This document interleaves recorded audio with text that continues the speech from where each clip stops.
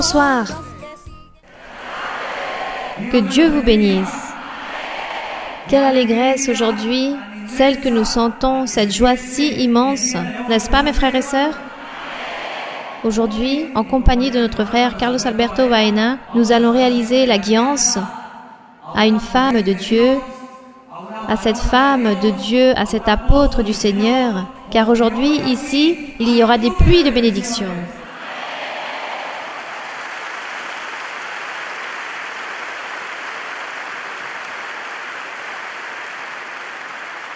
Béni soit notre Seigneur. Aujourd'hui, nous sommes dans la ville de Viva Vicencio, capitale du département du Meta. Dans l'étude biblique, il y a 8 ans, nous avons réalisé une étude biblique ici et 4500 croyants étaient là. Aujourd'hui, le Seigneur a pu réunir dans cet endroit 10 000 serviteurs. Gloire au nom du Seigneur.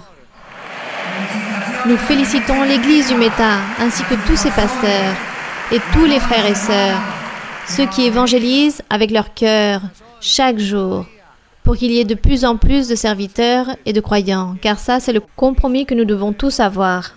Quelque chose d'incroyable nous est arrivé. Le 26 janvier de cette même année, nous étions en Argentine, et en Argentine, du côté du fond, c'était comme un théâtre, et la sœur Marie-Louisa est entrée, et là-bas se trouvaient les personnes à mobilité réduite, et comme vous le savez, la sœur entre et impose les mains à toutes ces personnes. Il y avait 5-6 personnes ainsi, mais il y avait aussi 3-4 personnes très malades. Et lorsque la sœur leur a imposé les mains, à chacun d'entre eux, nous avons commencé à réaliser la guiance comme aujourd'hui, et lorsque la sœur est montée ici, la sœur Marie-Louisa a dit quelque chose. Dieu a maintenant réalisé des miracles ici aujourd'hui et je sais que Dieu a déjà guéri, il a fait une grande guérison ici. Et je vous raconte mes frères et sœurs, il y avait ce jour-là une sœur qui était très malade au fond de la salle, elle était venue très peu de fois à l'église et lorsqu'elle a entendu dire que notre sœur Marie-Louisa a dit cela, elle a dit « Ah mon Dieu, quel problème avait cette sœur ?» Celle-ci était atteinte du cancer et son cancer avait formé beaucoup de métastases dans tout son corps.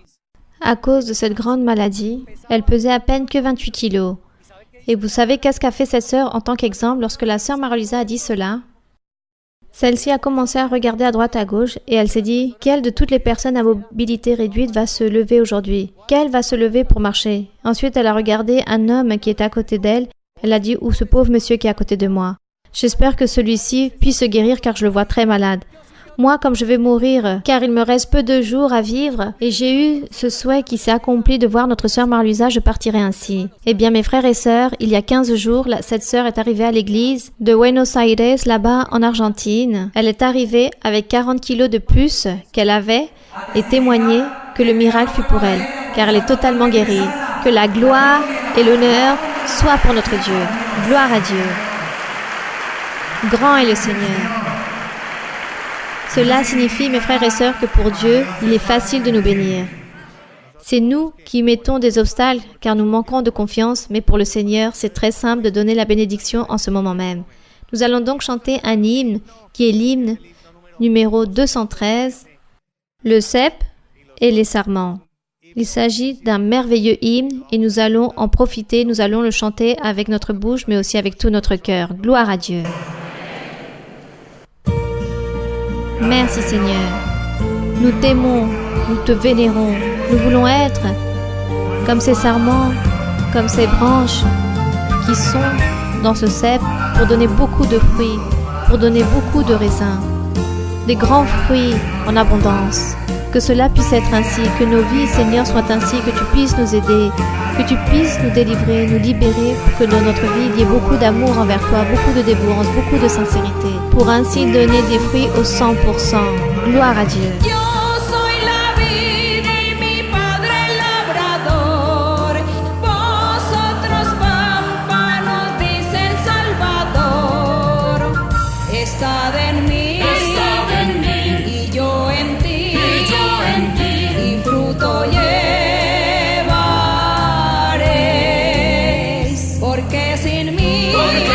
Nada podéis hacer jamás.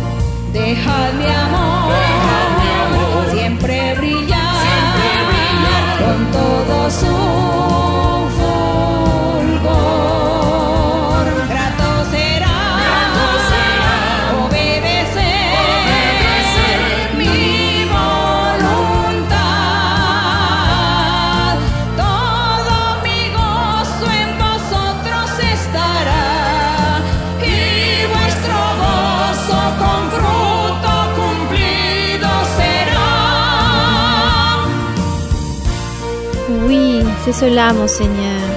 Que cela s'est accompli en nous. Que ta parole puisse nous purifier chaque jour, de plus en plus pour donner des fruits pour toi, pour pouvoir être des personnes qui pratiquent ta parole et des véritables enfants de Dieu. Béni soit la parole du Seigneur. Nous allons nous mettre debout, nous allons chanter ce cantique. Comment s'appelle ce cantique, mon frère Andrés? Donne-moi un nouveau cœur. Et si vous mettiez votre main ici sur votre cœur, cela serait formidable et que vous puissiez dire Seigneur, c'est quelque chose de symbolique, mais vous puissiez dire Seigneur, je voudrais que ce cœur puisse devenir spirituel, que cela puisse être une demeure pour toi pour pouvoir te servir et pour pouvoir obtenir la vie éternelle. Amen, mes frères et sœurs. Cantique 53. Chantons-le avec toute notre âme, car il est merveilleux. Chantons donc avec joie et avec beaucoup de ferveur ce cantique. Oui, mon Dieu. Renouvelle nos pensées, nos cœurs, pour t'aimer, mon Seigneur. Qu'il y ait beaucoup de disposition, beaucoup d'entendement, beaucoup d'intelligence pour savoir que tu vis, que tu existes, que celle-ci est ton Église, que nous sommes ici, c'est pour toi, et ainsi recevoir toutes tes grandes bénédictions que tu as pour chacun d'entre nous.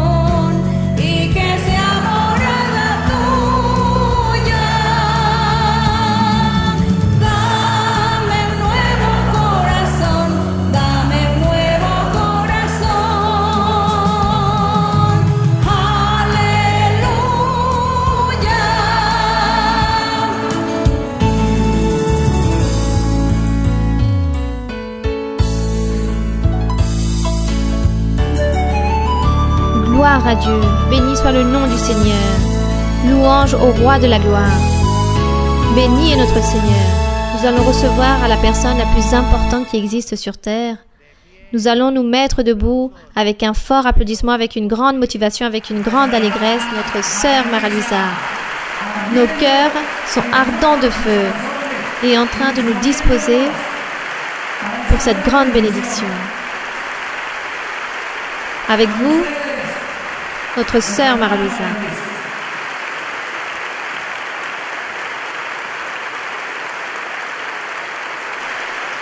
Bonsoir. Bonsoir à nouveau. Que Dieu vous bénisse. Merci beaucoup, mes frères et sœurs, pour votre tendresse. Et merci aussi, car vous avez pu comprendre le plan de notre Dieu. Car vous vous êtes sacrifiés et vous êtes en train de vous sacrifier pour plaire à notre Dieu. Donc ce soir, nous allons réaliser une prière et nous allons remercier le Seigneur et nous allons demander au Seigneur qu'il puisse faire que nous puissions être disposés et que nous puissions tous disposer nos cœurs pour pouvoir apprendre la doctrine, pour pouvoir apprendre tout ce que Dieu nous enseigne. Nous allons donc dire au Seigneur qu'il puisse être avec nous en ce moment même, à tout moment, mais qu'aujourd'hui spécialement, que le Seigneur puisse être là en train de se réjouir avec nous, car nous l'aimons et nous voulons l'honorer, le glorifier, le louer, et nous voulons aussi le remercier pour avoir pu connaître ce chemin si merveilleux. Et pour tout cela, nous allons dire au Seigneur lors de notre prière: Nous allons lui dire merci Seigneur et lui dire Seigneur, accompagne-nous de ta main et reste avec nous. Nous allons prier. Béni soit notre Dieu, Père Saint, Père de notre Seigneur Jésus-Christ, notre Dieu Tout-Puissant, notre grand Dieu qui est juste, miséricordieux et clément. Notre Dieu qui a parlé à Abraham, Isaac et Jacob. Seigneur, toi qui as réalisé des promesses à tous ces grands hommes, toi, mon Seigneur, aujourd'hui, après que 1000 années sont passées, tu es le même et tu es là aujourd'hui. Et tu es avec nous, en train de nous parler, en train de nous consoler, en train de nous guider, en train de nous enseigner. Et surtout, tu es notre ombre, notre abri, notre refuge. Tu es à notre droite, en train de nous réaliser des promesses merveilleuses et en train d'accomplir chaque jour ta parole. Car tes promesses sont ainsi fidèles et véritables. Merci Seigneur, car tu es le même hier, aujourd'hui et pour toujours. Et même si les années passent, c'est-à-dire des milliers d'années, tu es le même. Mais nous, ici, nous sommes de nouvelles générations qui sont en train de connaître ton chemin. Car ainsi tu l'as voulu, mon Seigneur. Merci, mon Dieu, pour cette voix si merveilleuse que tu nous offres, pour ta parole si merveilleuse, pour la puissante guidance de ton Saint-Esprit. Merci, Seigneur, pour t'être humilié, à nous regarder, à nous choisir, à nous élire, pour que nous puissions connaître ta vérité, tes voies. Merci Seigneur. Nous sommes peu en nombre parmi les millions et milliers de personnes qui existent dans le monde, mais toi Seigneur, tu t'es penché à nous regarder. Nous ne savons pas pourquoi, qu'est-ce que tu as trouvé en nous, mon Seigneur, pour que tu puisses nous regarder et que nous puissions être aujourd'hui ici devant ta sainte présence. Merci Seigneur pour cette merveille. Merci pour ce cadeau si merveilleux. Merci pour tous ces prodiges et pour tout ce que tu fais. Nous ne méritons pas tant de choses, mais toi, tu agis toujours ainsi avec ta miséricorde, ton amour. Tout cela reflète en toi. Et nous sommes des personnes simples et humbles. Nous ne sommes rien, nous ne sommes pas si importants dans le monde. Mais toi, Seigneur, tu nous as toujours regardés depuis le début et tu nous as fait un appel. Merci, Seigneur, pour cet appel.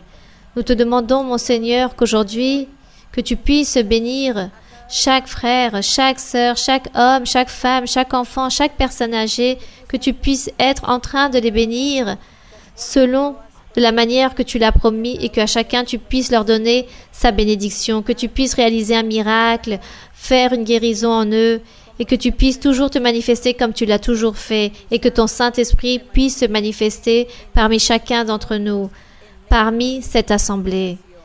Bénis chacun d'entre eux et aussi, Seigneur, je te demande des bénédictions pour toutes les personnes, tous les frères et sœurs qui vont nous voir à travers la vidéo de cette étude biblique dans la journée d'aujourd'hui. Bénis-les, Seigneur, de la même façon et que tu sois, Seigneur, avec chacun d'eux. Merci, Seigneur. Nous te louons, mon Seigneur. Nous te bénissons, mon Seigneur. Nous te donnons l'honneur et la gloire, car toi, tu mérites cela. Et aussi, Seigneur, aide-nous à nous disposer pour que nous puissions comprendre et entendre et assimiler les enseignements, la doctrine et pouvoir la mettre en pratique pour pouvoir te plaire, pour pouvoir faire ta volonté. Merci mon Père, au nom glorieux de Jésus-Christ, ton Fils aimé. Que l'honneur et la gloire soient pour notre Dieu. Nous allons donc chanter un cantique. Chantons ce cantique qui dit « Chaque jour avec Christ ». Ainsi sans musique. Cada día con Cristo me llena de perfecta paz. Cada día con Cristo le amo más y más. Él me salva y guarda y sé que pronto volverá.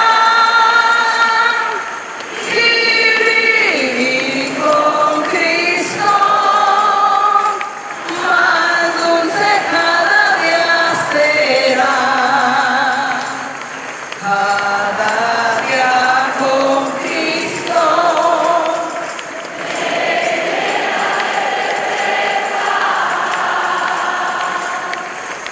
Cada día con Cristo. Le amo más y más. Él me salva y guarda. Y sé que pronto volverá. Vivir con Cristo. Más dulce cada día será. Gloria a mi Señor. Gloire à mon Seigneur, béni soit le nom de notre Dieu. Lorsque nous chantons au Seigneur, chantons avec tout notre cœur, en train de méditer en chaque mot, en chaque parole, que puisse annoncer l'hymne ou le cantique. Et de cette façon, le Saint-Esprit va venir très rapidement, immédiatement, il va venir en nous. Que Dieu vous bénisse. Que le Seigneur puisse vous bénir. Vous pouvez vous asseoir. Et nous allons maintenant commencer avec les questions de ce soir. Nous allons donc commencer avec la première question. Ma sœur Marie-Luisa, bonsoir. Que Dieu vous bénisse. Ma question, ma sœur, se trouve dans la première épître de Pierre, chapitre 1, verset 13, ma sœur. Dans le premier livre de Pierre, chapitre 1, verset 13. Bien, oui, mon frère. C'est pourquoi saignez les reins de votre entendement, soyez sobres et ayez une entière espérance dans la grâce qui vous sera apportée lorsque Jésus-Christ apparaîtra. Comme des enfants obéissants, ne vous conformez pas aux convoitises que vous aviez autrefois quand vous étiez dans l'ignorance. Mais, puisque celui qui vous a appelé est saint, vous aussi soyez saints dans toute votre conduite. Ma sœur, le Seigneur nous ordonne toujours à accomplir ses commandements et nous devons être saints dans notre manière de nous comporter dans la vie. Ma question est, si dans le cas que nous ne cherchons pas la défense de la liberté religieuse, cette défense de l'Église, et que nous n'appuyons pas le parti politique Mira, pourrions-nous dire que nous ne sommes pas honnêtes envers Dieu lorsqu'il nous appelle à être ses serviteurs fermes et fidèles? Je pense que oui, mon frère. Car ce qui se passe, c'est qu'il y a beaucoup de frères, beaucoup de personnes, beaucoup de gens qui vont à l'église. Et ces gens-là n'ont pas compris le plan de Dieu. Sûrement, il existe des personnes récentes qui ne comprennent pas et ne comprennent pas toutes ces choses. Le parti politique Mira, ici en Colombie, il a été établi parce que Dieu l'a permis. Et parce que Dieu a voulu que cela puisse être comme une pierre d'achoppement, nous ne savons pas pour qui, mais ça sera une pierre d'achoppement. Rappelons-nous que le Seigneur Jésus-Christ fut aussi une pierre d'achoppement pour le peuple d'Israël, aux Juifs. Le Seigneur Jésus-Christ dit qu'autant que pierre d'achoppement, il a été établi pour les Juifs, car Dieu leur avait envoyé la parole de Dieu aux Juifs à travers de Moïse, à travers la loi, et le peuple n'a jamais voulu obéir, ils ont toujours été rebelles, et ils ont désobéi à Dieu. Et Dieu, pour les châtier, il a établi une pierre d'achoppement pour qu'ils puissent trébucher avec cette pierre et ainsi tomber, et qu'ils puissent être ainsi détruits.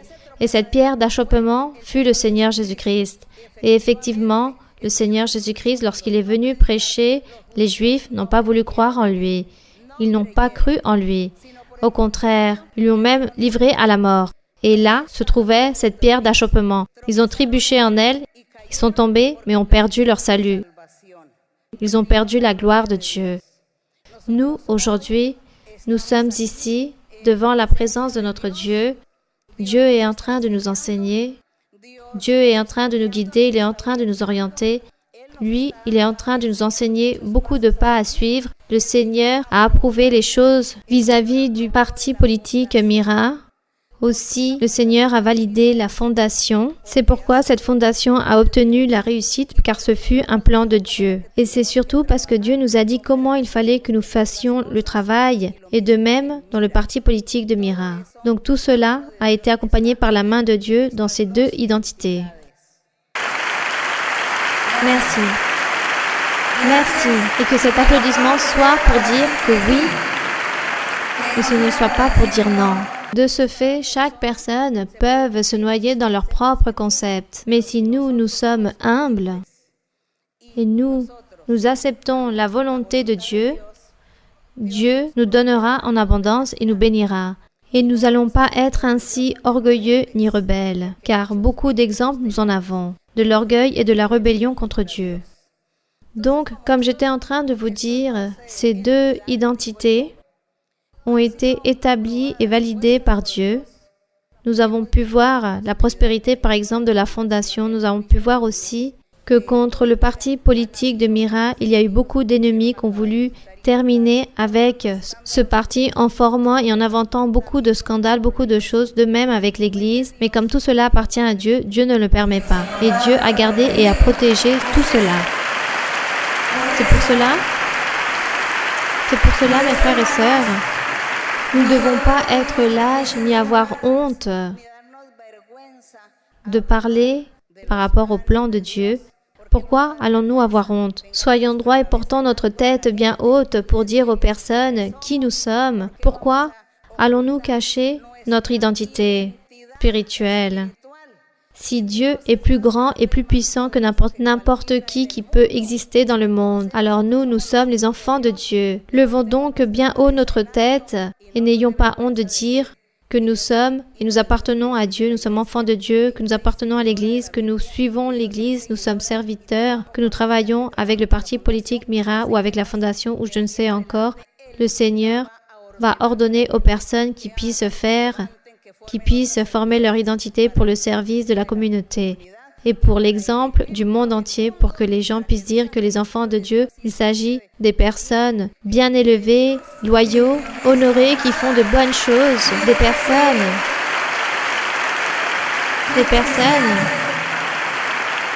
loyales qui n'ont aucune envie d'obtenir des intérêts à leur propre profit. C'est tout simplement travailler avec amour envers les personnes, cet amour envers le prochain. Car cet amour n'est pas juste pour les frères et sœurs en Christ, mais aussi envers n'importe quelle personne qui se trouve dans le monde, qui n'ont pas Dieu en eux, mais nous devons aussi les aimer et avoir cette tendresse envers eux, et tendre sûrement la main aussi à ces personnes. Donc, mes frères et sœurs, cela n'est pas mauvais, ce n'est pas un péché, c'est tout un plan de Dieu. Pierre d'achoppement, il a dit qu'il serait pour certaines personnes du monde, mais nous, ce n'est pas notre faute que nous puissions être cette pierre d'achoppement pour les autres. Nous sommes exemples de dignité, de droiture. Voilà ce que Dieu veut. Bien, mes frères et sœurs. Y a-t-il une autre question? Car j'ai l'impression que je n'ai pas laissé au frère terminer sa question. Mon frère, avez-vous terminé de formuler votre question? Ma sœur, j'avais aussi une autre question en respect de l'ange de l'Éternel. Oui, mon frère. Ma question est que dans l'Ancien Testament, il y a plusieurs versets où on parle de la manifestation de l'ange de l'Éternel à cette époque d'avant. Et il y a une manifestation dans Genèse 24, 7. Oui, il dit ainsi: « L'Éternel, le Dieu du ciel, qui m'a fait sortir de la maison de mon père et de ma patrie, qui m'a parlé et qui m'a juré en disant, « Je donnerai ce pays à ta postérité, lui-même enverra son ange devant toi, et c'est de là que tu prendras une femme pour mon fils. » Ici, il était en train de parler lorsque Abraham était en train de chercher une épouse pour obtenir Isaac. Et l'autre manifestation de l'ange de l'Éternel se trouve dans le livre de Exode, chapitre 3, verset 2. Il dit ainsi: « L'ange de l'Éternel lui apparut dans une flamme de feu au milieu d'un buisson. Moïse regarda, et voici, le buisson était tout en feu, et le buisson ne se consumait point. » Ici, il se réfère à cette présence de Dieu avec Moïse. Après, il y a eu un autre événement lorsque l'ange de l'Éternel a parlé au peuple, où l'ange de l'Éternel leur parlait de manière directe dans Juge 2 du verset 1 au... Mon frère, il y a beaucoup de versets dans l'Ancien Testament où est nommé l'ange de l'Éternel. Mais disons, qu'est-ce que vous voulez vraiment savoir par rapport à l'ange de l'Éternel? Ma sœur, s'il se manifestait de manière physique ou il s'agissait d'une manifestation spirituelle, car il dit qu'il parlait, lui, il se manifestait de manière physique. Il se manifestait comme un homme quiconque, comme si c'était un juif, avec ses vêtements qu'on utilisait à l'époque d'avant. De cette manière, l'ange de l'Éternel se présentait à toutes ces personnes. C'est pourquoi Abraham, lorsque l'ange de l'Éternel s'est présenté à Abraham, il lui a dit qu'il fallait attendre, car il allait lui offrir une nourriture.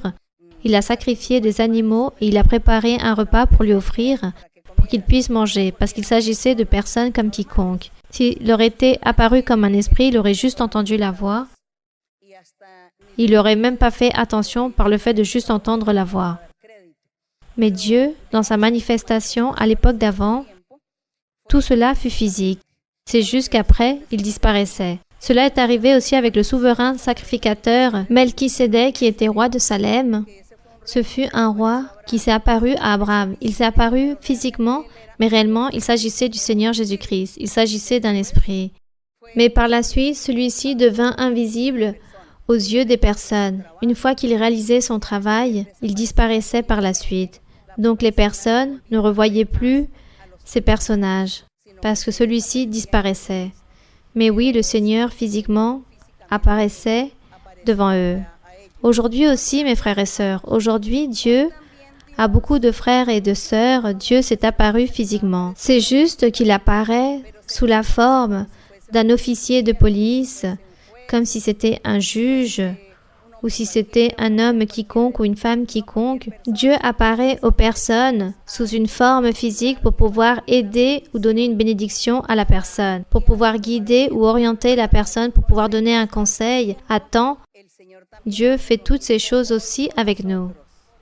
C'est pour cela que nous devons nous rappeler que l'apôtre Pierre enseignait à l'époque, lorsqu'il enseignait, il disait « N'oubliez pas qu'il faut recevoir les personnes, accueillir les invités, car dans l'Antiquité, beaucoup recevaient des anges sans même le savoir. » Donc vous, aujourd'hui, dans l'Évangile, Pierre leur disait « Aujourd'hui, dans l'Évangile de Jésus-Christ, il va arriver de même. Si vous allez accueillir des personnes, sûrement vous allez peut-être recevoir un ange ou un envoyé de Dieu, et cela se produit aussi. C'est tout à fait normal. L'apôtre Paul aussi, il lui est apparu la même chose, un ange en train de lui parler, et lui, il voyait, les autres non. Et toutes ces manifestations jusqu'au jour d'aujourd'hui, Dieu peut les réaliser avec nous aussi. C'est pour cela que nous ne devons jamais perdre confiance en Dieu. Comme lorsque vous retrouvez face à un danger, une situation dangereuse, aussi difficile que la situation soit, comme cette expression qui dit être entre le mur et la ligne verte et que vous n'avez plus d'échappatoire. Ici, on va me tuer, on va me ôter la vie. Ici, c'est mon dernier jour. Ne perdez pas confiance en Dieu, car Dieu peut envoyer un ange, ou Dieu même peut se manifester en une personne physique, peu importe qui ce soit, et cette personne va vous sauver. Cela arrive. Donc, c'est pourquoi nous devons toujours bien marcher avec notre Dieu. Nous devons marcher dans l'intégrité, car si nous vivons dans le péché, oubliez que Dieu va être avec nous, ou qu'il va nous secourir, ou il va nous sauver, ou qu'il va nous protéger. Nous devons toujours marcher de manière droite devant Dieu pour que Dieu puisse toujours être avec nous et qu'il puisse se manifester comme ces merveilleuses façons que lui, il a fait, Dieu, avec toutes ces personnes par rapport aux personnages que nous lisons dans la Bible. Bien, continuons vers l'avant. Bonsoir, ma sœur Mara-Luisa.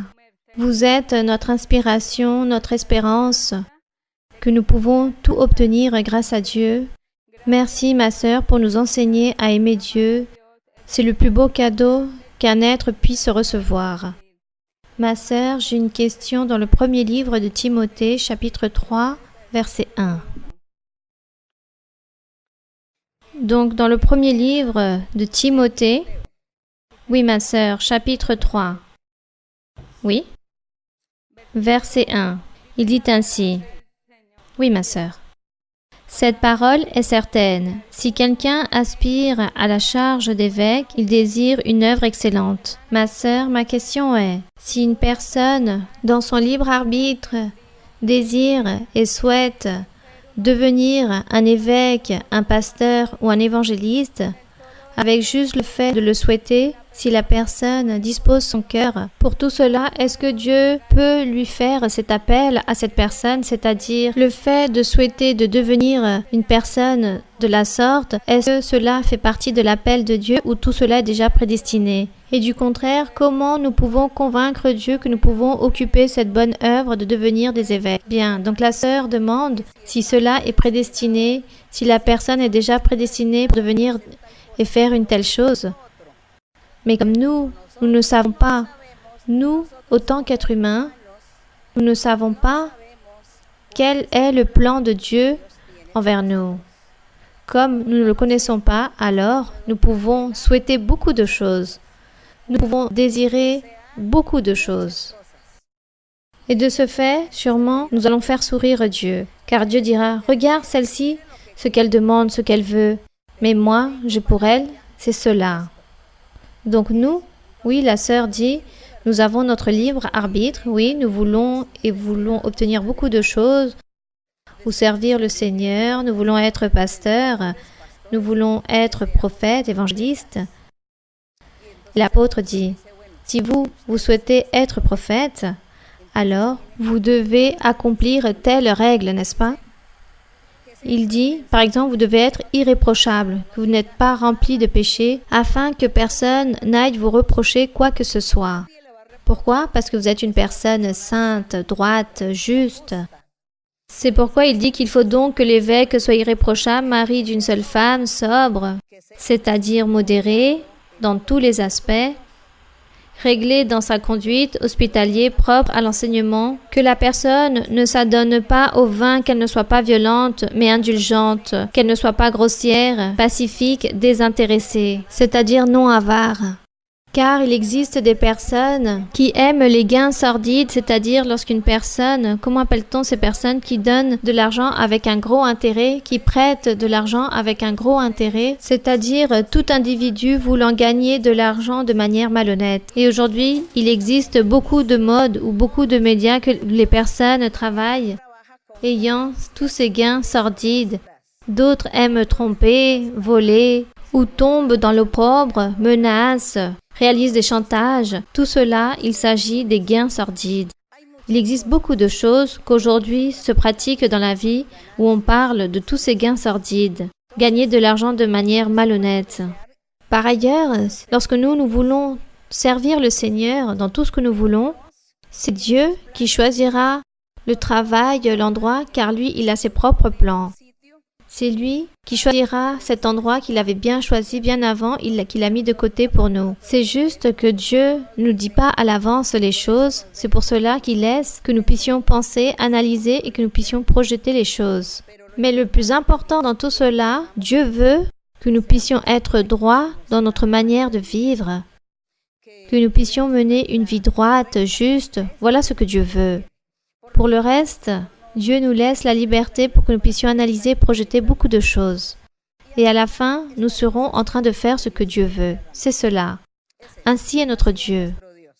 Continuons. Continuons avec une autre question.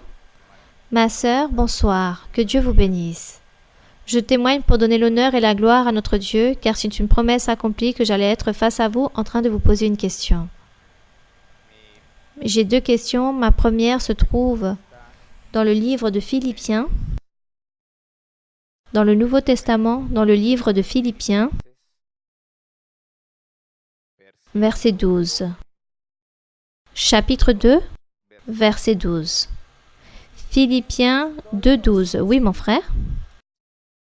Ainsi, mes bien-aimés, comme vous avez toujours obéi, travaillez à votre salut avec crainte et tremblement, non seulement comme en ma présence, mais bien plus encore maintenant que je suis absent. Ici se trouve ma première question, ma sœur. À quoi il se réfère l'apôtre Paul lorsqu'il dit que nous devons travailler avec salut, avec crainte et tremblement. Il dit donc, « Ainsi, mes bien-aimés, comme vous avez toujours obéi, travaillez non seulement comme en ma présence, c'est-à-dire lorsque je suis là-bas avec vous, tous sont obéissants, soumis et font les choses de manière correcte. Mais non seulement en ma présence, mais aussi lorsque je suis absent, vous devez aussi vivre une vie très droite devant Dieu. » Voilà ce que l'apôtre était en train de leur dire. C'est pourquoi il dit, « Travaillez à votre salut avec crainte et tremblement, non seulement comme en ma présence, mais bien plus encore maintenant que je suis absent. » Lorsqu'il parle de la crainte, c'est aimer notre Dieu. Aimer Dieu, le respecter, valoriser les choses de Dieu. Et lorsqu'il dit avec tremblement, de ne pas pécher, faire attention à ne pas pécher. Lorsque vous êtes tenté à commettre un péché, inquiétez-vous et dites non, Dieu est en train de me regarder, je suis en train de l'offenser. Dieu va enlever des points, Dieu va stagner ma vie spirituelle, il ne va pas me bénir, je ne dois pas faire cela. Voilà ce que signifie le tremblement ici, que nous devons méditer bien avant de tomber dans le piège de l'ennemi. Méditons, réfléchissons en les conséquences, dans ce qui pourra se produire plus en avant si nous tombons, si nous cédons, si nous perdons le contrôle vis-à-vis au plaisir de notre chair. Voilà ce qu'il est en train de dire. Ça, c'est le tremblement que nous devons avoir avec crainte et tremblement. Avoir cette peur que nous pouvons peut-être perdre les bénédictions de Dieu, car aujourd'hui aussi, Dieu peut nous châtier. C'est cela. Oui? Continuons? Oui, mon frère. Je vais donc continuer dans le verset suivant, le verset 13. Philippiens chapitre 2, verset 13. Car c'est Dieu qui produit en vous le vouloir et le faire, selon son bon plaisir. Faites donc toutes choses sans murmure ni hésitation. Ma sœur, ma question fait référence ici que beaucoup de fois, autant qu'assemblée, nous avons reçu des instructions par rapport à des prononciations ou des positions prises par rapport à un certain sujet, qu'elles soient doctrinaires ou sociales, et nous trouvons face à l'Assemblée avec des débats par rapport à différents points de vue qui produisent souvent des polémiques. S'il vous plaît, ma sœur, pourriez-vous nous enseigner et nous exhorter à ce sujet pour ne pas tomber dans la désobéissance, dans les murmures ou hésitations ou querelles? Je pense, mon frère, que si nous, parfois, nous ne comprenons pas ce que nous sommes en train de recevoir comme instruction, il serait bon de poser la question. On me donne un ordre qu'on doit faire ceci ou cela. Je ne comprends pas. Pour moi, il me semble que cela n'est pas correct. Je n'ai pas l'impression que cela puisse être ainsi. Je ne suis pas d'accord. Avant de pécher, je dois poser la question. Je dois demander à ceux qui sont en train de me donner les ordres. Expliquez-moi, car je ne comprends pas. Expliquez-moi d'une autre façon, car je ne suis pas d'accord. J'ai l'impression que les choses devaient être d'une autre façon et vous me dites de le faire de cette façon. Ça, disons que ce serait la meilleure chose à faire. Il semblerait que le frère dit que lorsque des instructions arrivent à lui de la partie administrative ou directive de l'Église, peut-être il ne comprend pas, il n'est pas d'accord, pourquoi on fait ceci ou cela, ou de cette façon, alors vaut mieux demander pour qu'on puisse mieux nous expliquer les choses, peut-être aussi donner son propre point de vue. Dans le cas où nous ne comprenons pas, nous allons comme ça nous entendre, avant d'entrer dans les murmures. Comme dit l'apôtre, faites tout sans murmure. Je pense qu'à l'époque d'avant, lorsque l'évangile du Seigneur était en train de prêcher, les églises, les réunions devaient se faire dans des maisons, dans des demeures. Il n'y avait pas des endroits spécifiques, spacieux ou des locaux grands pour faire ces réunions. Il s'agissait de petits groupes dans chaque lieu. Et de ce fait, il devait exister les murmures par rapport à celui qui était en train de présider l'assemblée, celui qui enseignait, qui donnait des ordres ou des suggérances. Le reste des personnes devaient dire « Cela n'est pas ainsi, je ne suis pas d'accord, vous marchez très mal, vous marchez dans le péché, vous ne devez pas enseigner, vous ne devez pas pourquoi donner des ordres ou commander. » Je pense qu'il devait y avoir ces litiges au milieu de l'assemblée et manquer le respect à ce diacre, à celui qui était en train de présider les réunions. C'est pour cela que l'apôtre emphatise et dit que chacun devait lutter pour son salut et que tous nous devions nous garder de ne pas réaliser des murmures ou de faire des commentaires, car tout cela allait détruire les vies spirituelles des autres croyants au lieu de donner des solutions aux problèmes, qu'il fallait se garder de toutes ces choses. Donc moi je dis aujourd'hui comment nous pourrions vivre vis-à-vis à ce verset. Aujourd'hui aussi peuvent se présenter à l'intérieur de l'assemblée de l'Église des murmures, quelqu'un qui n'est pas d'accord. Par exemple, je ne suis pas d'accord avec le frère Andrés Caridio de la façon qu'il parle, qu'il enseigne. Je ne suis pas d'accord avec le frère Carlos Alberto. Pourquoi ceci, pourquoi cela, pourquoi il a dit, pourquoi il n'a pas dit, etc. De la même façon, il peut y avoir des personnes qui disent aussi « Je ne suis pas d'accord avec la sœur Marie-Louisa car elle chante très mal. En plus, écoutez la voix qu'elle a. » Ainsi parlent les personnes. Donc, tout cela, ce sont des murmures. Et cela est vrai. Il y a beaucoup de personnes qui disent, par exemple, en parlant d'une autre, « Regardez la voix que vous avez, je n'aime pas votre voix. » Bon, mais c'est que je ne chante pas pour les personnes, je chante c'est pour Dieu. Donc sûrement, vous voyez mes frères et sœurs, cela se convertit en des murmurations, car la personne va dire toutes ces choses. Ah, regardez, cette femme qui chante très mal, tandis que moi, je suis une chanteuse professionnelle et je sais très bien chanter. Celui qui écoute contamine sa vie spirituelle. Cette personne contamine sa vie spirituelle en train de penser « Est-ce que cela serait certain? Je vais donc prêter l'oreille, voir si vraiment elle chante très mal. Je ne m'étais jamais rendu compte que cette personne chantait mal. Donc je vais faire attention. » Et l'autre va dire « Oui, moi aussi, je vais faire attention, voir si cela est certain. » Donc, ainsi commencent les murmures, les commentaires, et vous commencez à abîmer votre vie spirituelle et Dieu se déplaît de tout cela. Car Dieu, ce qu'il veut, c'est que les personnes puissent aller vers les choses importantes, chercher Dieu, louer Dieu, à glorifier le Seigneur, à chanter à Dieu avec une voix ou sans voix. Peu importe, chantez au Seigneur, faites des applaudissements au Seigneur et respectez ce que chacun fait. Car ce que chacun fait pour Dieu est bien et correct, car Dieu se plaît avec ce que chaque personne réalise pour lui. Et si Dieu n'est pas content, alors il va libérer cette personne, va lui enseigner, il va l'élever, mais c'est Dieu qui fait toutes les choses. Donc, comme vous pouvez le voir, aujourd'hui aussi, on peut voir ce phénomène qu'il y a plus de 2000 ans, tout cela s'est produit dans cet endroit en Europe. Alors, l'apôtre Paul était en train d'enseigner.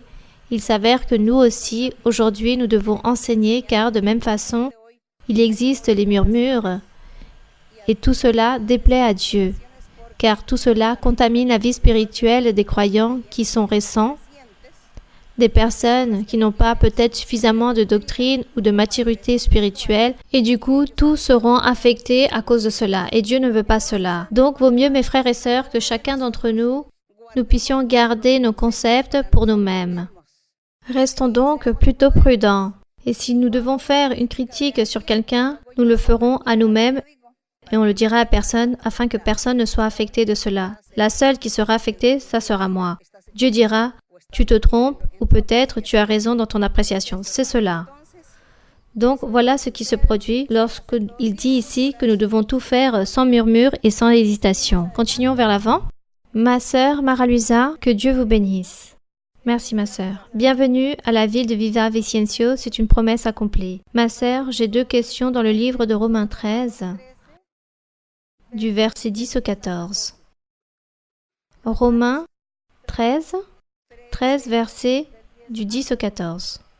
Du 10 au 14. Romains 13, du verset 10 au 14. Oui, ma sœur.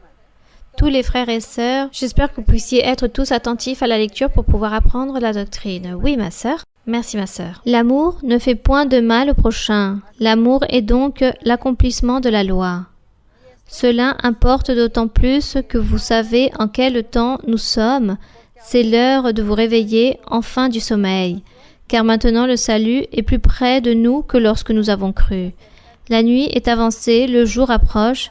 Dépouillons-nous donc des œuvres des ténèbres et revêtons-les des armes de la lumière. Marchons honnêtement comme en plein jour, loin des excès et de l'ivrognerie, de la luxure et de l'impudicité, des querelles et des jalousies. Mais revêtez-vous du Seigneur Jésus-Christ et n'ayez pas soin de la chair pour en satisfaire les convoitises. Alors ma première question est de quelle forme le croyant peut se revêtir des armes de la lumière. Donc, parlons plutôt ici, la sœur a lu dans le verset 10, où il dit « L'amour ne fait point de mal au prochain ».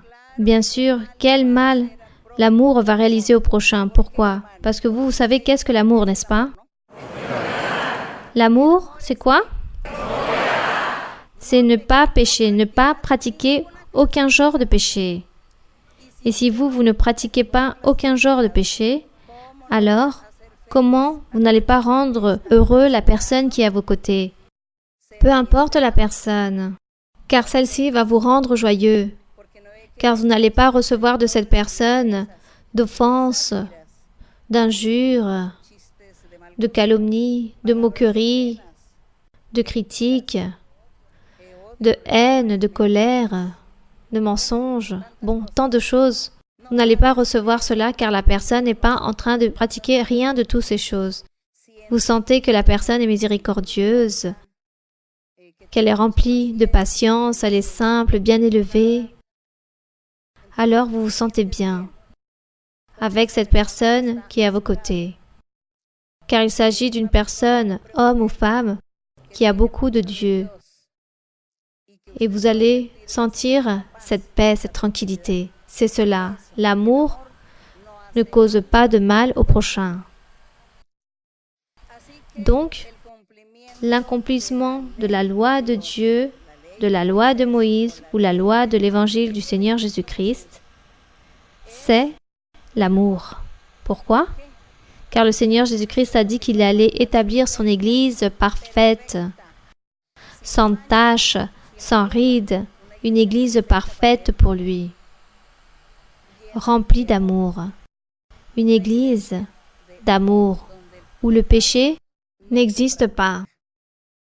Voilà ce qu'il dit ici dans le verset 10. Et le verset 11, « Cela importe d'autant plus que vous savez en quel temps nous sommes. C'est l'heure de vous réveiller. » Anciennement, le peuple d'Israël, le peuple juif, était en train de s'endormir sans la connaissance de Dieu. Ils étaient comme dans un sommeil profond. Lorsque le Seigneur est venu prêcher l'Évangile, il les réveille. Il leur dit « Réveillez-vous, ne dormez plus. Réveillez-vous. » Est arrivé le salut, est arrivé l'Évangile, sont arrivées les bonnes nouvelles de salut. Donc il leur dit, c'est l'heure de vous réveiller enfin du sommeil, car maintenant le salut est plus près de nous que lorsque nous avons cru. Donc ici, on dirait que certaines années sont passées depuis le jour où ils ont cru en l'Évangile jusqu'à cette date, sont passées beaucoup d'années et sûrement les personnes étaient déjà plus matures, plus âgées, et l'apôtre Paul leur dit « Regardez, maintenant nous sommes plus proches de notre salut. » Il leur dit cela. Et il leur dit aussi « La nuit est avancée », c'est-à-dire en train de se référer à l'âge. Combien de temps tu as connu la parole de Dieu? Certains diront « Il y a plus de 40 ans », d'autres « Il y a plus de 50 ans, 30 ans ». Alors on leur dira « La nuit est avancée pour toi. Le jour approche. Le temps est passé. Je suis plus proche du salut. Je suis plus proche d'être avec Dieu. » Voilà ce que nous pensons et ce qu'il dit ici l'apôtre. Donc il dit la nuit est avancée, le jour approche. Dépouillons-nous donc des œuvres des ténèbres, c'est-à-dire laisser et cesser de pécher, abandonner le péché, abandonner les croyances, les religions, les idolâtries, abandonner toutes ces choses, toutes ces superstitions, abandonner tout ce genre de croyances comme les signes du zodiaque ou l'horoscope, ou les signes, ou la nouvelle lune, ou comment se trouve la lune aujourd'hui, le ciel. Abandonner toutes ces croyances et superstitions que les gens ont enseignées, car ici il dit qu'il faut les abandonner. Tout cela, ce sont les œuvres des ténèbres. Il dit que nous devons dépouiller toutes ces choses de l'ignorance et revêtons-nous des armes de la lumière, c'est-à-dire des dons du Saint-Esprit, du pouvoir de Dieu, de l'appui de Dieu. Revêtons-nous de la doctrine du Seigneur, de la connaissance du Seigneur. Revêtons-nous de cette armure de Dieu. Voilà, c'est là où il dit que nous devons nous revêtir des armes de la lumière. Nous devons nous préparer, car au fur et à mesure que le temps passe, les années passent, nous serons plus proches de l'éternité. Et il dit, marchons honnêtement comme en plein jour. Soyons donc honnêtes, loin des excès et de l'ivrognerie, de la luxure ou de l'impudicité, en train d'utiliser le sexe pour beaucoup de choses impures qu'il puisse exister dans le monde. Je ne parle pas des couples déjà mariés, mais ceux qui vivent en dehors du mariage, les hommes et les femmes, qui réalisent la promiscuité. C'est à tout cela dont il se réfère ici, lorsqu'il parle de la luxure et des impudicités, des querelles, des jalousies. Mais, plutôt, revêtez-vous du Seigneur Jésus-Christ. Et n'ayez pas soin de la chair, c'est-à-dire ne laissez pas contrôler votre chair au plaisir, aux choses charnelles que le monde offre afin que la chair ou ce corps puisse satisfaire aux convoitises. Ne pas laisser que notre chair domine nos plaisirs. Savoir se contrôler, il ne faut donner aucune opportunité à la chair, mais plutôt nous revêtir chaque jour des choses spirituelles de Dieu. Remplissons-nous de Dieu, remplissons-nous du Seigneur dans toutes les choses où nous marchons dans le monde. Dans n'importe quel lieu du monde, dans la rue, peu importe où que nous soyons, nous devons toujours être revêtus de notre Seigneur Jésus-Christ. Bien. Y aura-t-il une autre question? Bonsoir, ma sœur Mara Luisa. Bienvenue à Villa Vicencio, vous et tous ceux qui vous accompagnent. Si vous me le permettez, ma sœur, j'ai une question de la Bible qui se trouve dans Matthieu 3,16. Matthieu 3,16. Oui? Dès que Jésus eut été baptisé, il sortit de l'eau. Et voici les cieux s'ouvrirent, et il vit l'Esprit de Dieu descendre comme une colombe et venir sur lui. Ma sœur Mara Luisa, ma question est, à quoi il se réfère lorsqu'il dit que les cieux s'ouvrirent? Ma sœur Mara Luisa, merci beaucoup pour votre amour et pour votre dévouance dans le chemin de Dieu. Que Dieu vous bénisse. Merci beaucoup, ma sœur. Donc la sœur demande pourquoi il est écrit « les cieux s'ouvrir ». Les cieux s'ouvrir, c'est une manière de parler, une manière de s'exprimer, une manière de dire les choses. Rappelons-nous que les évangiles, ce sont des compilations qui ont été réalisées par ces évangélistes en train de demander aux personnes, à toutes les personnes qui ont été témoins et qui ont vu le Seigneur Jésus-Christ sur terre accompagné de ses apôtres. Ils l'ont vu en train de travailler, en train de réaliser des prodiges, des miracles, en train de prêcher l'évangile, la doctrine. Eux, ils ont été témoins, donc les évangélistes ont fait des recherches et demandé aux personnes, et ça, c'était leur manière de parler. C'était celui qui a vu le témoin, qui a vu et s'exprimer de cette façon. Il a dit, j'ai vu que les cieux se sont ouverts. Si on m'aurait demandé, j'aurais dit, j'ai eu l'impression que le ciel s'est ouvert ou que les nuages se sont écartés. J'aurais pu dire aussi ainsi. Donc, j'ai vu que le Saint-Esprit est descendu sous une forme de colombe. Voilà ce que j'ai vu. Il s'agit tout simplement d'une manière de parler. Nous n'allons pas non plus nous bloquer sur la façon ou en train d'approfondir peut-être un certain mot, car cela n'en vaut pas la peine. Cela ne vaut pas la peine peut-être de donner une explication, mais c'est juste une manière du comment la personne a voulu s'exprimer. Pour la personne, peut-être quelqu'un a dit les cieux et d'autres a dit le ciel, et cela est tout à fait normal. Les deux façons, nous pouvons le dire. On peut parler du nuage ou des nuages. Bon, cela est très bien. Continuons vers l'avant. Oui, avec une autre question. Bonsoir, ma sœur Mara Luisa. Soyez la bienvenue dans ces merveilleuses terres. Ces plaines vous reçoivent avec un grand plaisir et avec les bras ouverts. Merci. Si vous me le permettez, ma sœur, j'ai deux questions. La première question se trouve dans Jonas 4,9. Je peux lire, ma sœur? Oui, ma sœur. Jonas 4,9. Oui. Jonas 4,9. Oui, ma sœur, pouvez lire. Dieu dit à Jonas, « Fais-tu bien de t'irriter à cause du ricin ?» Il répondit, « Je fais bien de m'irriter jusqu'à la mort. » Et me penchant sur ce verset, je voudrais savoir jusqu'à quel point l'irritation peut affecter notre vie spirituelle. Bon, ma sœur, nous n'allons pas confondre l'irritation que nous pouvons obtenir sur le moment même comme Jonas et le confondre avec les colères ou irritations constantes que nous pouvons avoir par nature, n'est-ce pas? Par exemple, ici, nous parlons d'irritation. Dans d'autres lieux, on peut parler aussi d'une colère. Cette personne est très colérique ou s'irrite très facilement. D'autres personnes pourront dire aussi, cette personne est mal lunée. Cet homme ou cette femme est furieux, furieuse ou enragé. La colère qu'a eue Jonas a été spontanée, mais on n'a pas dit qu'il était colérique. Tout simplement, au moment que lui, il avait besoin. Pourquoi? Parce que lui, il était dans un désert, en plein soleil.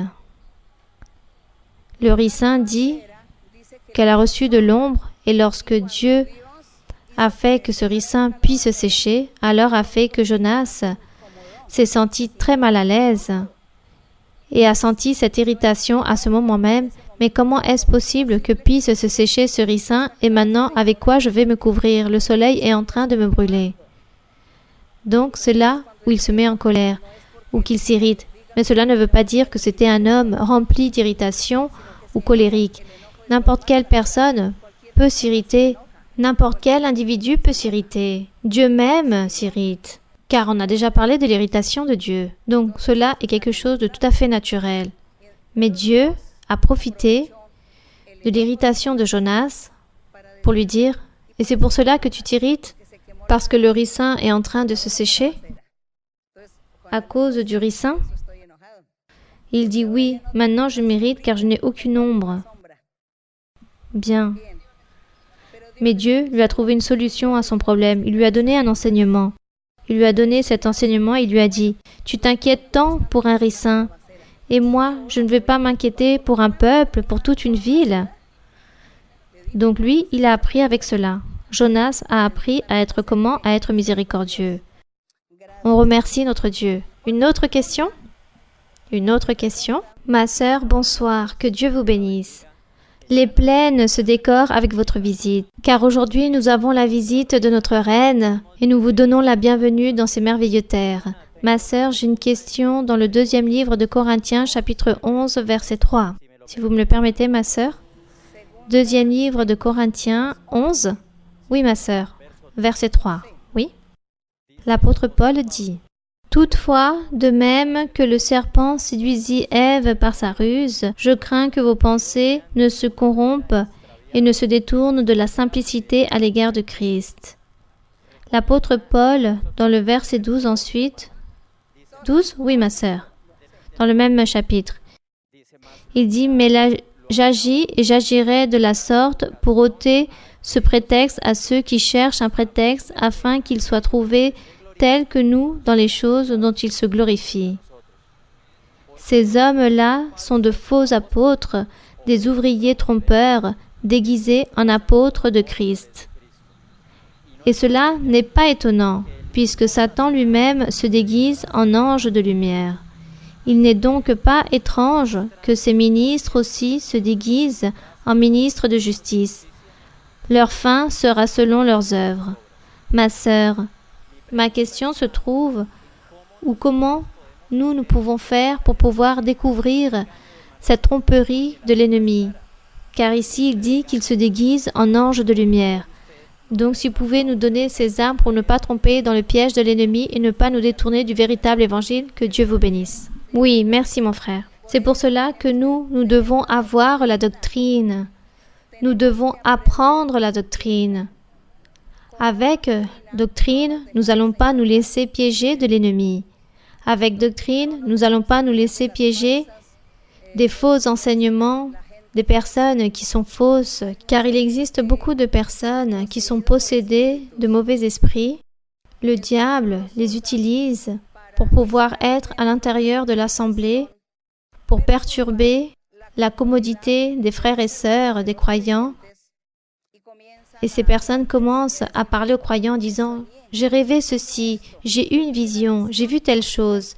Et dans cette vision, j'ai vu que Dieu disait que toi, tu devais faire ceci ou cela, que toi, tu dois te retirer, que tu dois partir de cette église et que tu viennes avec moi, nous allons nous réunir là-bas dans ma demeure.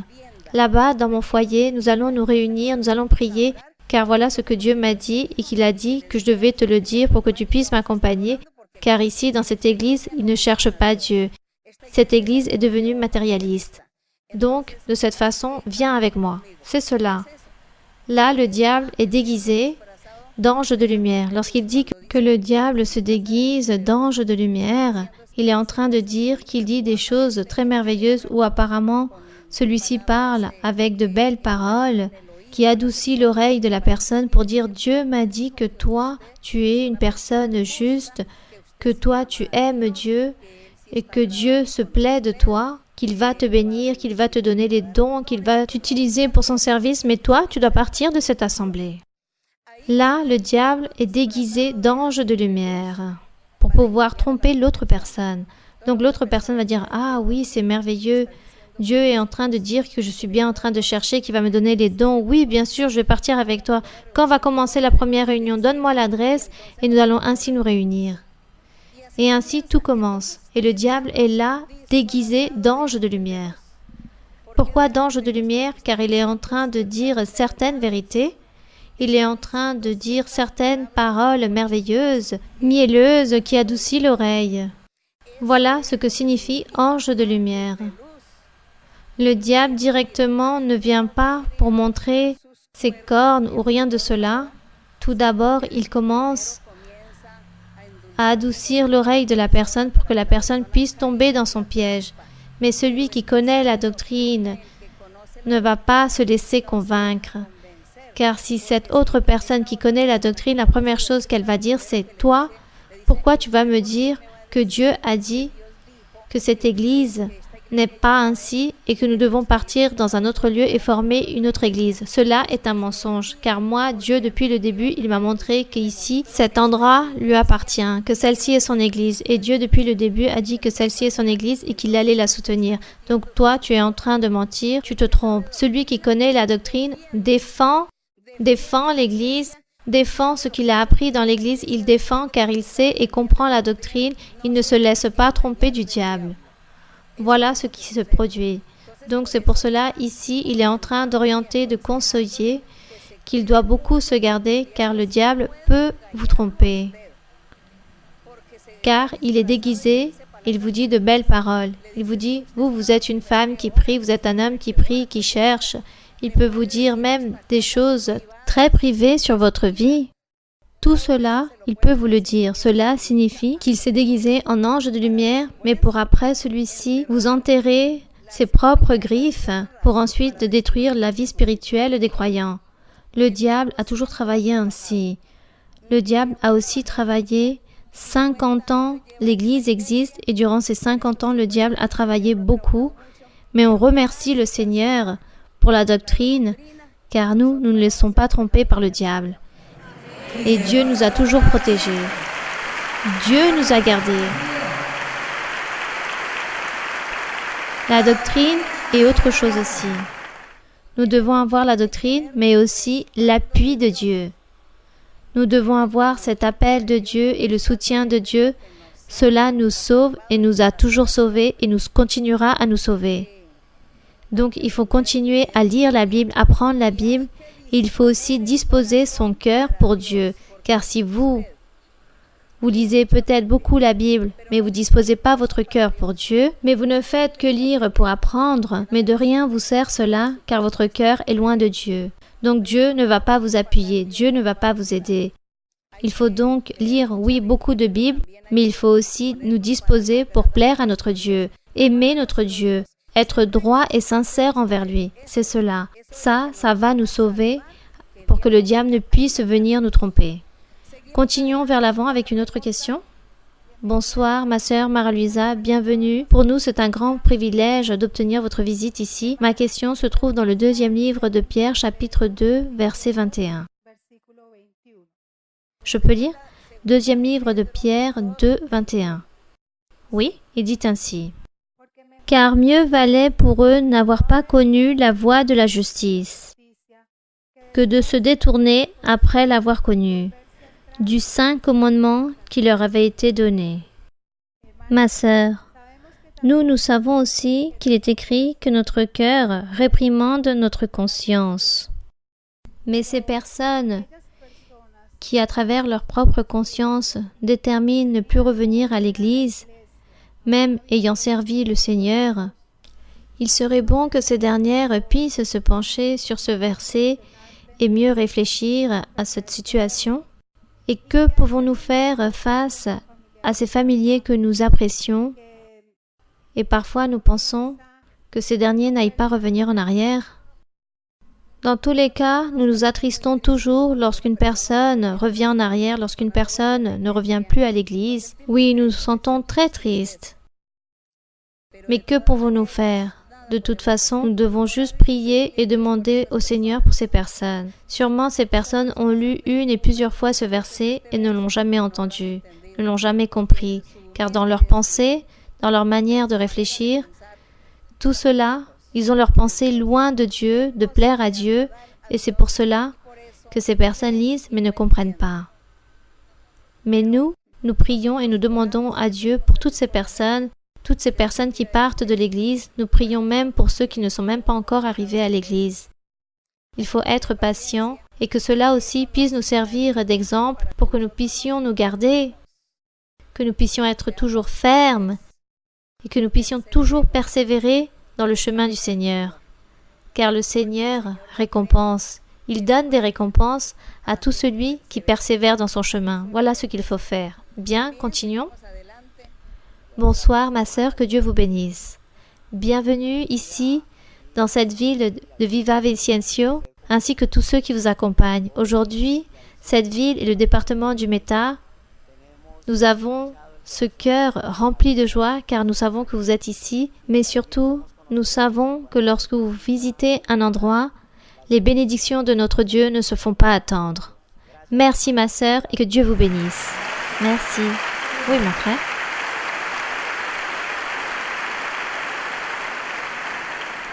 Ma question est la suivante, ma sœur. Elle se trouve dans Cantique des Cantiques, dans le chapitre 4, dans le verset numéro 12.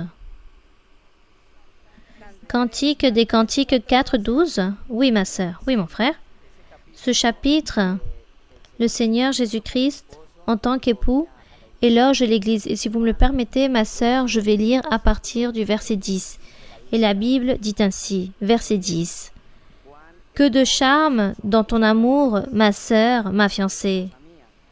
Comme ton amour vaut mieux que le vin, et combien tes parfums sont plus suaves que tous les aromates. Verset 11. Tes lèvres distillent le miel, ma fiancée. Il y a sous ta langue du miel et du lait, et l'odeur de tes vêtements est comme l'odeur du Liban. Verset 12. Tu es un jardin fermé, ma sœur, ma fiancée, une source fermée, une fontaine scellée. Ma sœur, ce verset a généré en moi une certaine confusion, car aujourd'hui je pense avoir réussi à réaliser 2 déductions, si elles sont bien correctes, et à ce moment-là, je pourrais formuler ma dernière question. Comme je vous le disais un instant dans ce chapitre, l'époux qui est le Seigneur Jésus-Christ éloge l'Église. Nous savons que l'Église, de Dieu ministériel, dans cette Église, nous trouvons notre Dieu véritable et le Seigneur Jésus-Christ. Nous avons appris que le Seigneur Jésus-Christ, c'est cette source d'eau de vie. De cette même façon, ma sœur, en lisant dans ce verset et de lire où il se réfère à l'Église comme une source fermée, une fontaine scellée, j'ai essayé de rechercher qu'est-ce que cela signifiait et j'ai retrouvé dans Usage et coutume où il se réfère à cette fontaine scellée, à cette fontaine fermée comme cette femme qui n'a jamais connu de mari. Et si cette déduction est correcte, disons, si cette analyse est bonne, si le Seigneur Jésus-Christ est le seul époux de la femme qui est l'Église, en train de parler de la fidélité. Et si je ne me trompe pas, si cela est correct, toute cette appréciation que je suis en train de vous mentionner, la question est la suivante. Dans ce verset, ma sœur, pourrions-nous dire que le Seigneur Jésus-Christ, en tant qu'époux, serait en train d'éloger la fidélité de l'Église? Bien, mon frère. Votre déduction, je vous la respecte. Nous allons donc lire le verset 10, qui dit « Que de charme dans ton amour, ma sœur, ma fiancée ». Il dit que c'est sa sœur parce que, oui, c'est sa sœur. L'Église, c'est la sœur du Seigneur Jésus. Car il dit, si nous allons parler physiquement, lui, il est né d'une femme qui était juive. Et ensuite, l'Église est établie de juifs et de non-juifs. Plus de non-juifs que de juifs, sûrement.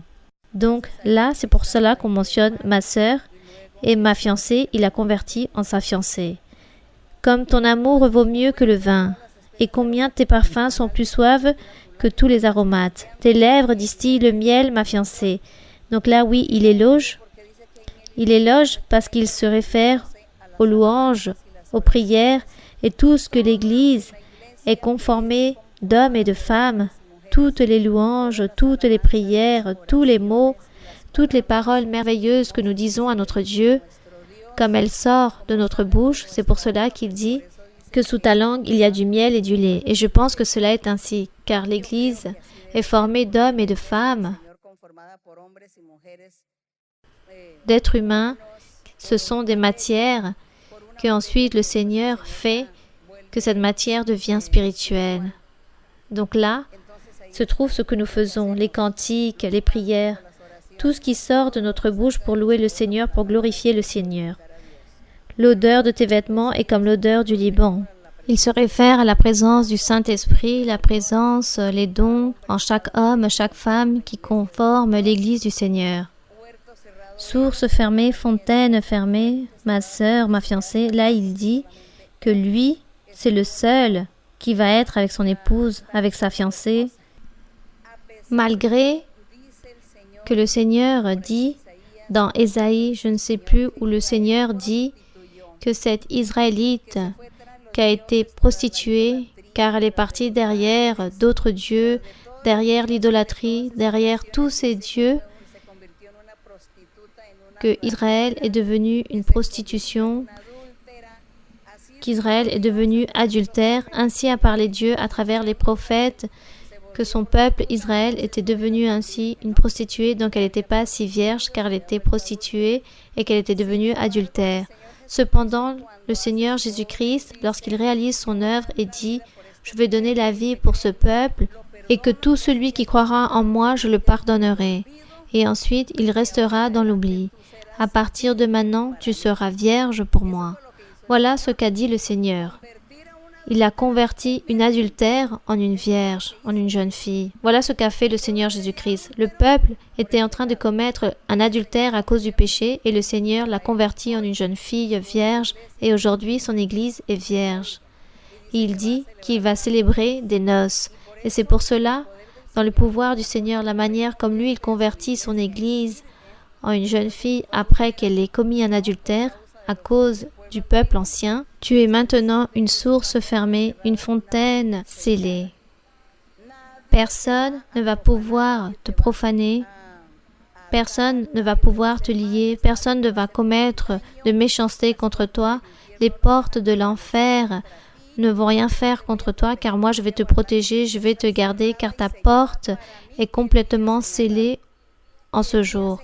Et le jour, c'est lors du jugement final, car juste après, il y aura ces noces, lorsque le Seigneur Jésus-Christ prendra son Église comme son épouse. Cette vierge, cette jeune fille qu'il a convertie après qu'elle ait été adultère ou prostituée. Que pensez-vous du pouvoir de Dieu? Ça, c'est le pouvoir de Dieu. Et ça, c'est la bénédiction que Dieu donne à son Église. Gloire au Seigneur. Nous allons maintenant prier le Seigneur. Nous allons prier notre Dieu. Mais avant cela, nous allons chanter au Seigneur ce cantique qui dit « Je viens te dire, je viens te dire ». Te vengo a decir que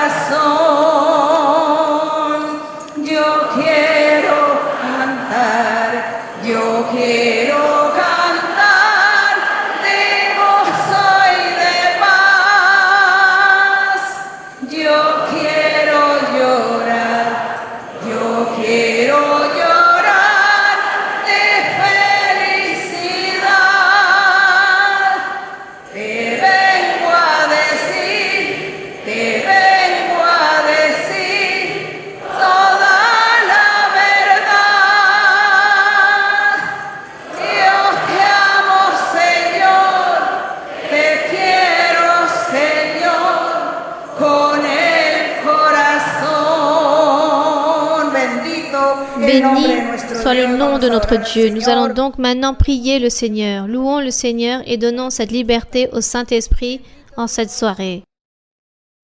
Béni soit notre Dieu. Béni soit notre Créateur et notre Maître.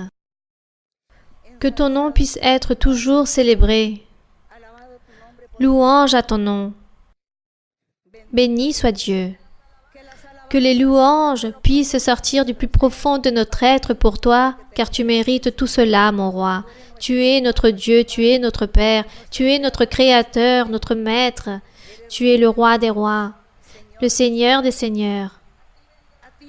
À toi viendra tout être humain, il s'humiliera devant toi. Ils loueront ton nom, car tu es grand, car tu es juste, car ta miséricorde est pour toujours. Car ton amour est éternel. Tes promesses sont fidèles et véritables. Ta parole est une vérité. Merci, éternel Dieu. Merci pour te faire connaître. Merci, car tu existes, car tu es grand, car tu nous as fait avec ta main toute-puissante. Nous sommes tes créatures, mon Seigneur. Nous sommes l'œuvre de ta main. Et regarde, Seigneur, tous les hommes et toutes les femmes qui sont venus ici, mon Seigneur, pour te chercher, pour chercher ton service, pour implorer ta miséricorde, ton amour, tes bénédictions, tes miracles, tes prodiges. Ils viennent chercher la manifestation de ta main, de ton pouvoir. Tu es grand, mon Seigneur. Tends ta main, mon Seigneur, ta main toute-puissante. Réalise des miracles et des guérisons dans chaque vie, dans chaque être, dans chaque cœur. Réalise des miracles et des prodiges en train de guérir l'âme, le corps physique, en train de ôter toute maladie incurable. Toute maladie incurable, que tu puisses les enlever. Et regarde aussi ceux qui sont nés malades du cerveau, qui ne peuvent pas réfléchir, qui ne peuvent pas se valoir par eux-mêmes, qui ne peuvent pas penser ni parler. Ils vivent juste comme un végétal. Sois miséricordieux de ces êtres, mon Seigneur. Regarde leurs familles, leurs parents, leurs familiers, leurs oncles, leurs frères, qui souffrent par le fait de les voir là-bas, allongés sur un lit, sans pouvoir avoir une activité normale comme nous, comme chacun d'entre nous. Mon Père, sois miséricordieux de chacun d'entre eux. Mes enfants, aujourd'hui je vous dis que je vais donner beaucoup de bénédictions. Je vais donner des délivrances, des guérisons à tout celui qui a disposé son cœur pour faire ma volonté et pour aimer ma parole et aimer mon chemin. Pour faire mes choses, tout ce que je demande, tout ce que je ordonne. Je vais bénir et je vais libérer. Je vais rompre des chaînes et je vais délier des liens. Et je vais ôter cette servitude du diable à beaucoup d'entre vous qui ont été toujours sur cette servitude. Je vais les libérer. Je vais vous donner la joie. Et je vais vous donner la paix et le triomphe et de la tranquillité. Ma main est sur chacun d'entre vous. À chacun d'entre vous, je suis en train de donner une bénédiction. À certains, je suis en train de leur donner des bénédictions spirituelles et à d'autres des bénédictions matérielles, physiques. Et à d'autres, je suis en train de les délivrer. Je suis en train de donner des guérisons et ôter des sorcelleries, des envoûtements. Et aussi enlever tout pouvoir que le diable a donné à certains pour réaliser des méchancetés. C'est pour cela que je suis en train de me manifester. Et c'est pour cela que je veux que vous puissiez savoir que chacun d'entre vous va recevoir un revenu aujourd'hui. Beaucoup de bénédictions, beaucoup de triomphes et beaucoup de victoires. Je vais aussi vous donner beaucoup de présents, beaucoup de cadeaux matériels, physiques, comme celui de l'argent que certains ont besoin. Et je vous donnerai une somme d'argent. Alors, convertissez-vous et cherchez avec tout votre cœur et continuez vers l'avant et efforcez-vous. Car vous devez croire et continuer vers l'avant. Ne pas vous inquiéter, mais croire que c'est moi qui suis dans le chemin de chacun. Et que chacun puisse chercher leurs propres choses, mais ils doivent chercher ma face. Tout d'abord, me chercher. Ne cherchez pas chacun vos propres efforts ni vos propres chemins, car vous n'allez rien trouver. Vous n'allez rien réussir. Alors, ne soyez pas tristes, mais allégrez vos cœurs et déposez cette confiance en ma puissance, en mon œuvre, en mon évangile véritable. Cherchez ma vérité et continuez dans ce chemin, dans cette voie, continuez vers l'avant, car je vais vous bénir. Je suis en train de vous bénir. Il y aura des bénédictions pour tous. Merci mon Père céleste. Merci éternel Dieu. Merci mon Père de notre Seigneur Jésus-Christ. Merci mon Roi. Merci Saint des Saints. Alléluia. Puissant est le Roi omniprésent. Puissant est le Seigneur. Je te remercie mon Père. Merci mon Père Saint. Je te remercie mon Père au nom de ton Fils aimé, notre Seigneur Jésus-Christ. Béni soit ton nom, louange à ton nom pour toujours. Tu es grand, mon Seigneur. Combien tu es grand, éternel des armées. Combien est grand le Seigneur, le Roi des rois, le Seigneur des seigneurs, notre Dieu, celui qui nous a créés avec sa main toute-puissante. Et toi, mon Seigneur, par amour, tu nous as envoyé le pouvoir de ton Saint-Esprit. Et tu continueras à envoyer tous tes pouvoirs et ces bénédictions spirituelles. Tu nous donneras les dons spirituels en perfection. Merci Seigneur. Merci Seigneur pour ta miséricorde. Merci Seigneur pour ton amour. Merci pour tes bénédictions. Envoie ton pouvoir mon Seigneur. Envoie ton pouvoir. Envoie ton pouvoir mon Dieu, mon Roi. Et ne nous abandonne pas. Ne nous oublie pas. Ne te sépare pas et ne permets pas que nous puissions nous distraire, nous déconcentrer et nous dévier de ton chemin. Ne permets pas cela. Ôte tout facteur de distraction sur notre chemin. Béni soit notre Dieu. Puissant est le Roi. Puissant est notre Dieu. Béni soit le Seigneur, celui qui vit pour toujours. Grand est l'Éternel. Puissant est le Seigneur. Puissant est le Roi omniprésent. Saint des saints, saint est le Seigneur. Saint est mon Seigneur. Merci Seigneur. Merci éternel Dieu. Merci mon Père. Louange à ton nom. Gloire à ton nom.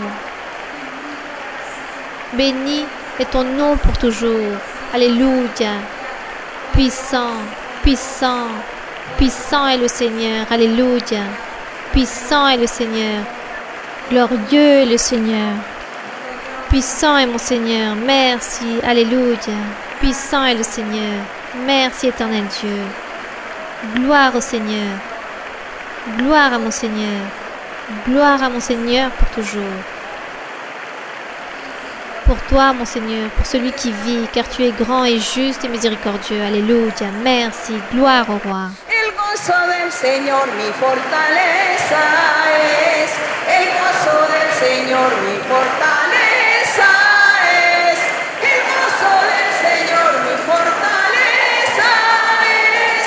Y su gozo sin medida Él me da. Si tienes ese gozo puedes tú cantar.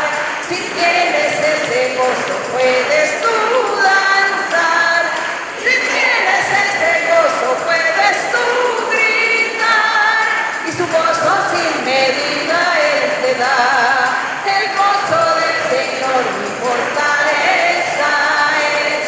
El gozo del Señor mi fortaleza es. El gozo del Señor mi fortaleza es. Y su gozo sin medida Él te da. Si tienes ese gozo puedes tú cantar. Si tienes ese gozo puedes tú danzar. Si tienes ese gozo puedes tú gritar. Y su gozo sin medida Él te da. Bendito Béni soit nuestro notre Dios. Dieu. Remercie au Seigneur, au Tout-Puissant. On remercie notre Dieu pour toutes ses promesses, pour ces merveilles qu'il a réalisées aujourd'hui. Et on le remercie pour toutes ces merveilleuses promesses. Merci. Aimons notre Dieu avec tout notre cœur et avec toute notre âme. Que Dieu vous bénisse. Que Dieu puisse tous vous bénir. Merci beaucoup. Et à très bientôt. N'oubliez pas que nous allons être ensemble toutes les semaines.